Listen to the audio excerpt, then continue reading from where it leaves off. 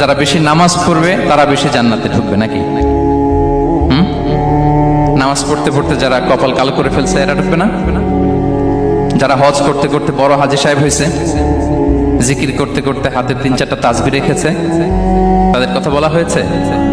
এগুলো নিঃসন্দেহে অনেক বড় আমল, কিন্তু সবচাইতে বেশি জান্নাতে প্রবেশ করাবে যে আমল, বিষ্ণু বললেন, এক হচ্ছে আল্লাহর ভয়, আরেক হচ্ছে সর্বোত্তম আচরণ। প্রিয় ভাইরা, ইসলামের মেজাজটাকে চিনে নেন, ইসলামের এসেন্সটাকে বুঝে নেন। আমরা ভালো আচরণকে গুরুত্ব দিতে চাই না।